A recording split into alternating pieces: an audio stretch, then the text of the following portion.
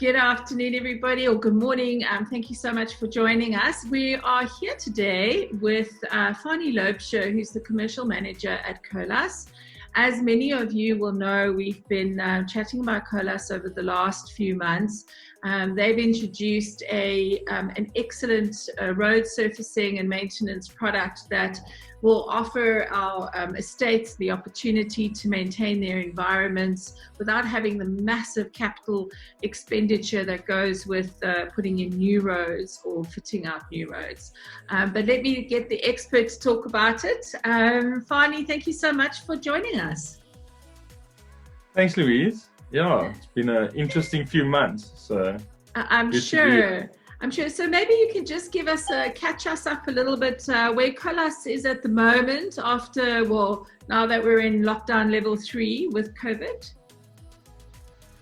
Yes, so we are back to work, as all construction companies are. We started phasing back in level 4 already,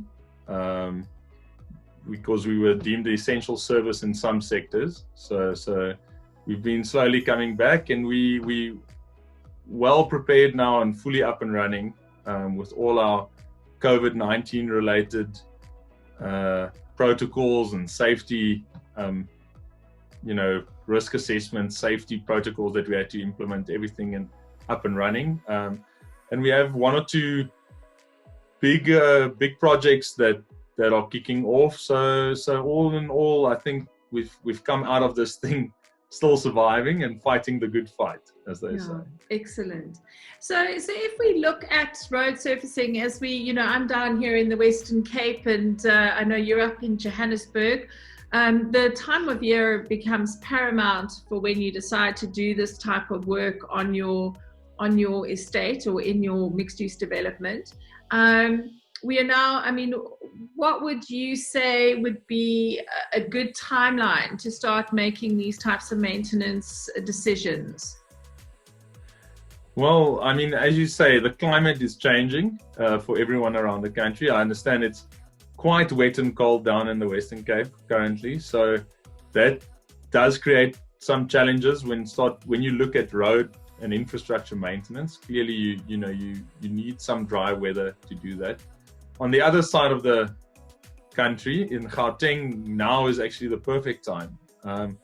There is, in road construction, a lot of times winter isn't ideal because of the colder temperatures, but and that makes it difficult to work with hot products. But the advantage of the solution that we are bringing to the estate market currently, and because we are looking more from a preventative maintenance point of view, the products work well in all conditions.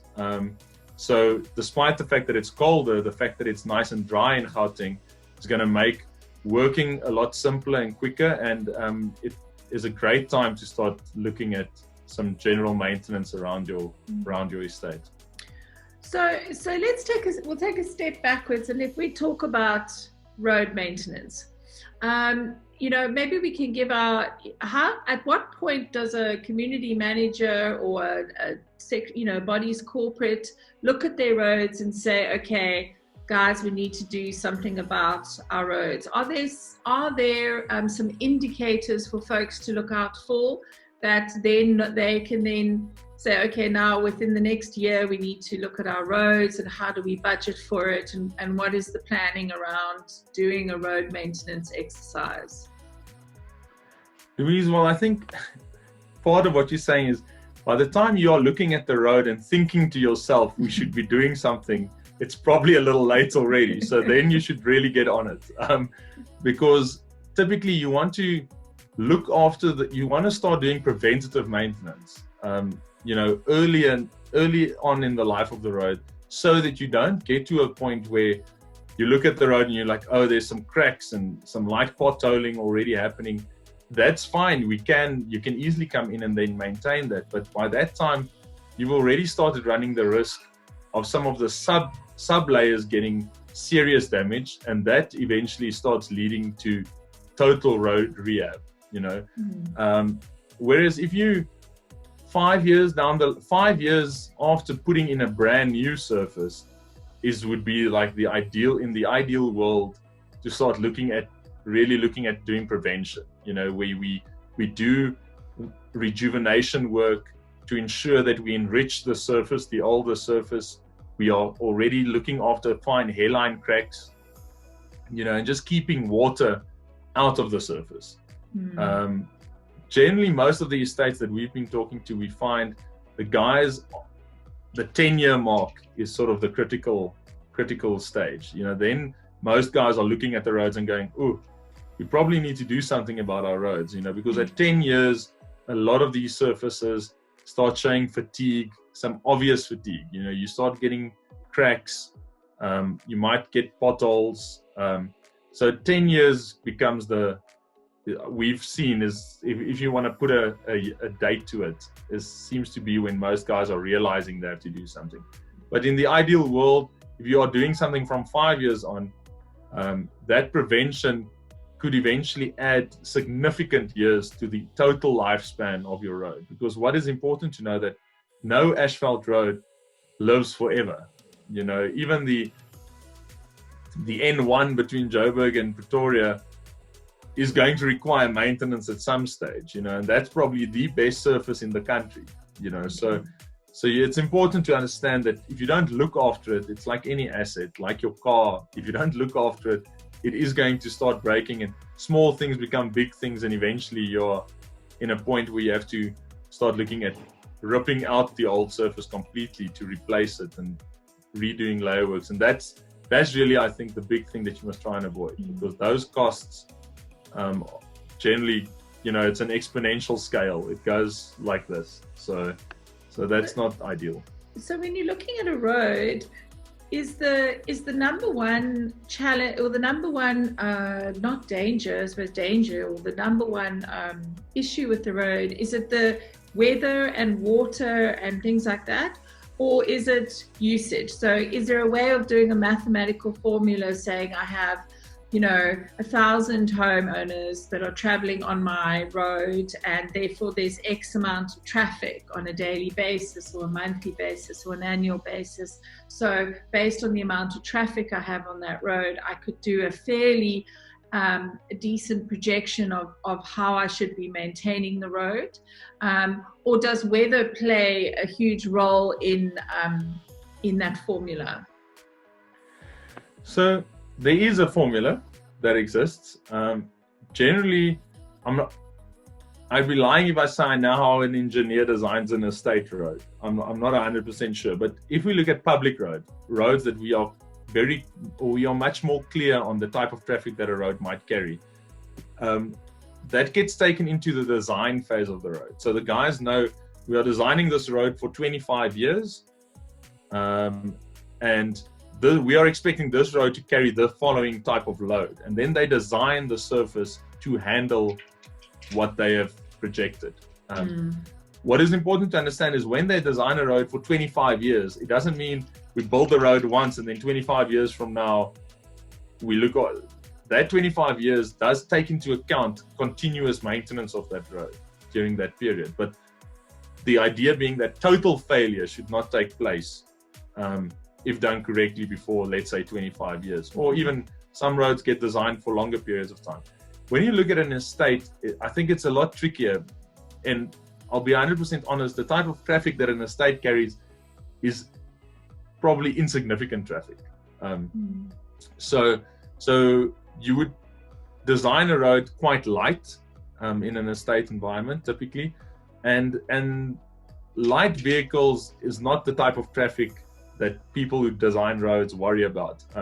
When you do that design, the formula that you use actually talks about axles, and the axles that they talk about are heavy truck axles. So I can't recall the exact number, but 1 million cars is basically almost the equivalent to a couple of thousand trucks. So you, in an estate environment, typically you're looking at cars, and the guys aren't. One of the biggest challenges in an estate is in fact the fact that you have very light traffic, because a road actually likes traffic. Traffic helps roads last longer in a sense, because if you don't use the road, and if the road doesn't have a lot of traffic on it, it tends to dry out a lot quicker, get brittle, and start breaking. So And ultimately, the biggest danger for a road is water. Water is a road's biggest enemy.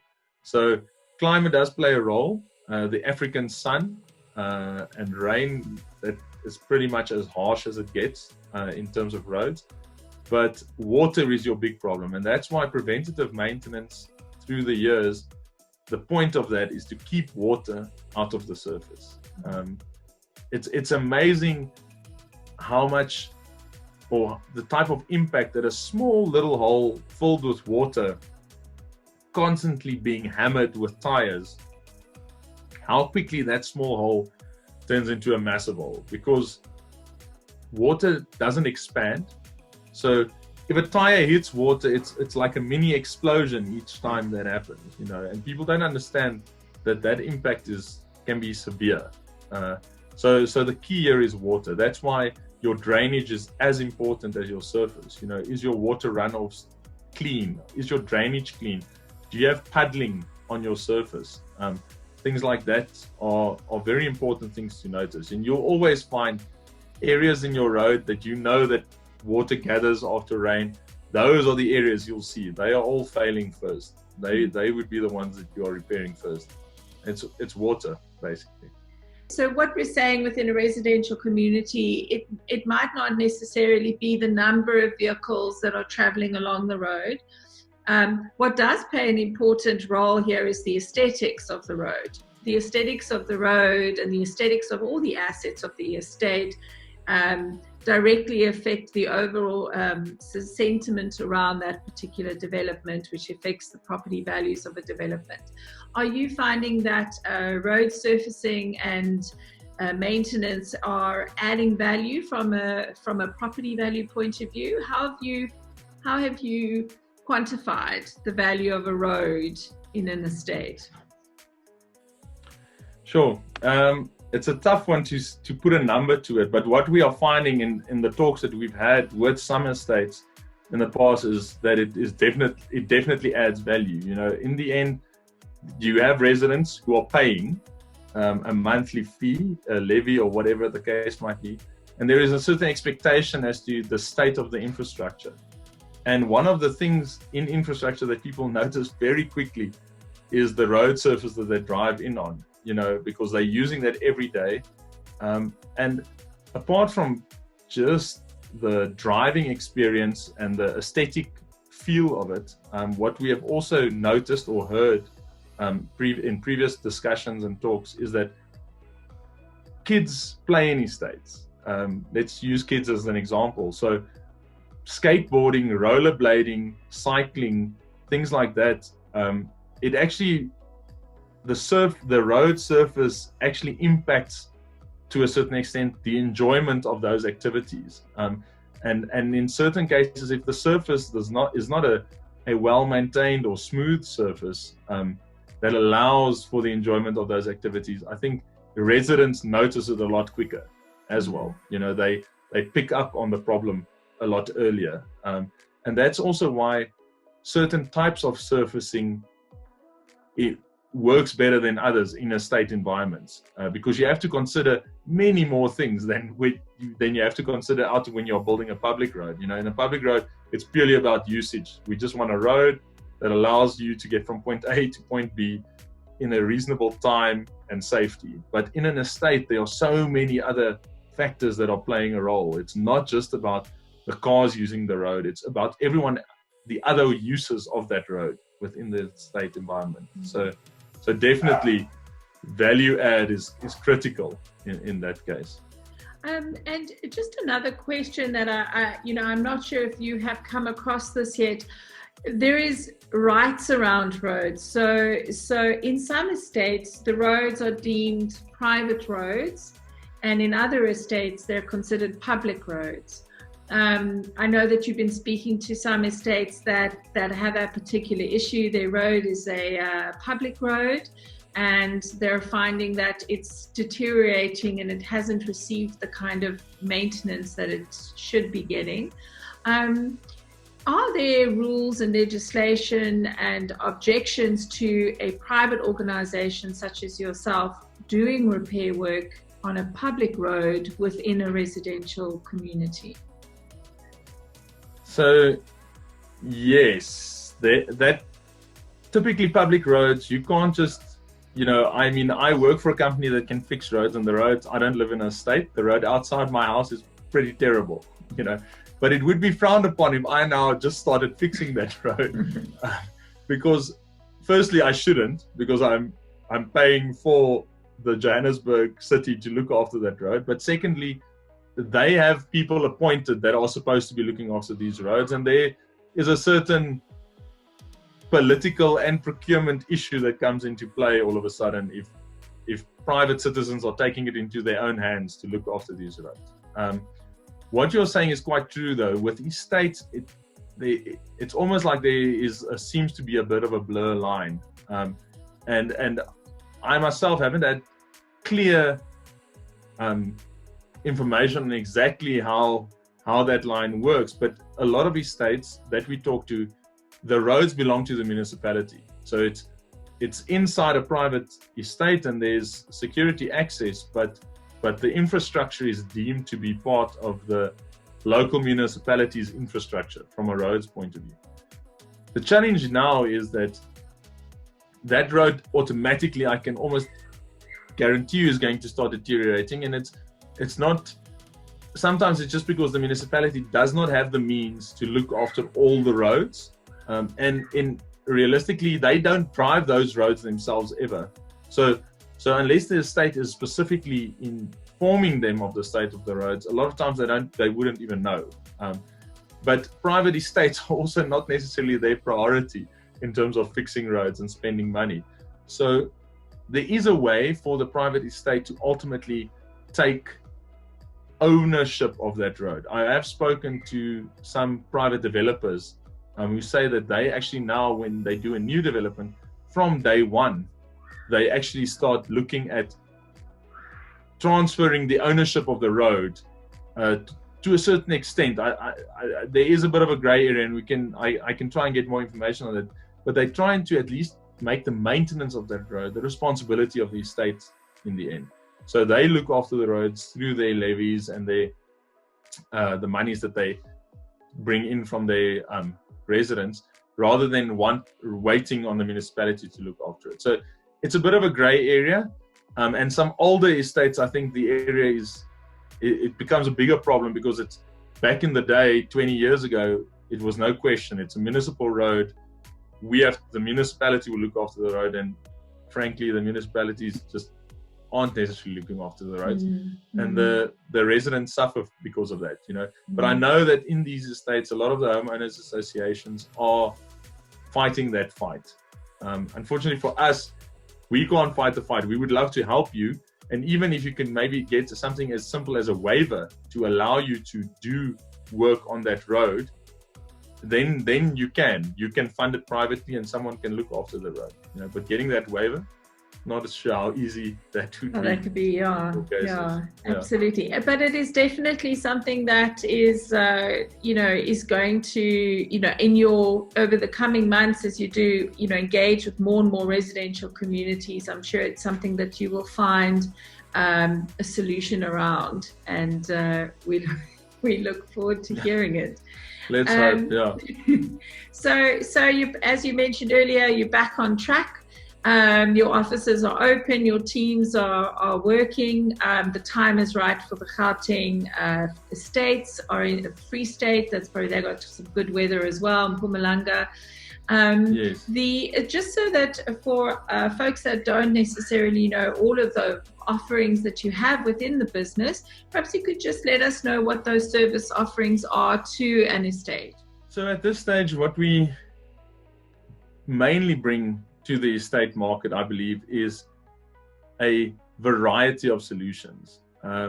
Typically, people default to having to almost rebuild a road, or let's fix the potholes and resurface using hot asphalt or something extreme like that, which is not a bad solution, but it's quite a pricey solution. What Colas can provide is that we have access to a variety of technologies, and some of the stuff that we do, like the coal seal rejuvenation, is perfectly suited for routine maintenance of roads in estate environments because of the fact that it's easy to work with, it's hand applied, so it's accurately applied. And it dries very quickly, so that allows access back onto the road very soon. And in an estate, that's usually your biggest challenge, is access, because people are going home and they want to be, they can't have a road be closed for a day, or they would prefer not to have a road closed for a day. So we do rejuvenation, we do simple things like slurry seals that are low cost reseal type of work. We do patching, crack sealing, all the general things that you would do in a routine maintenance scenario. And then we will come to your estate. I think now we can travel again, and then if we all comply with the regulations, we can do an assessment of the roads, and really give you a good idea of what would be the best next step within your budget to give you another 2 or 3 years at least, because a lot of times, I'll be honest, we get to roads and it's inevitable that you're going to start having to look at resurfacing the road. But to allow you the time to build the fund and put the funds together to do that major project, we can give you solutions that get you through the next 3 to 5 years without having a total collapse of the infrastructure, while you gather funds and plan for 6 years from now. Let's then start resurfacing in phases. And all of that stuff is things we can help with. We can help you plan, we can help you put that budget together, understand what these costs will look like. And that's ultimately what we hope to bring to the estate market at this stage. Some road knowledge, because it seems there's not a lot in the space. Yeah. So I think it is something, when we look at the lifespan of residential communities, and that's why it's becoming more and more important. Originally 25 years ago, there were a handful of communities around, and over the last 25 years, this market has grown exponentially. And those estates that have been, like you said, that are now 10 years old are looking at resurfacing, rejuvenating, repairing. Potholes, obviously a consideration as well.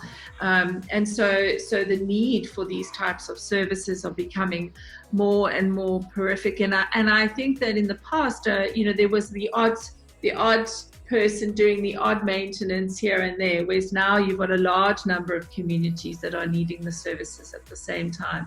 And you're right, having that professional approach to road maintenance, understanding the materials, understanding the conditions is so valuable. Just my last question. You're working countrywide, so you have teams running across the country, is that correct? Yes, we are very well represented across the country. So with major branches in Cape Town, in Durban and Joburg, and then some smaller depots that cover Mpumalanga, Eastern Cape, and Free State areas. But we are well established and we can easily service any part of the country at this stage. Excellent. Well, thank you so much for joining us today and telling us a little bit about roads and road maintenance. And if you have any further questions, or if you'd like to get hold of Fanie, please contact estate-living.co.za and we'll happily connect you. Thank you so much, Fanie. Pleasure. Thank you.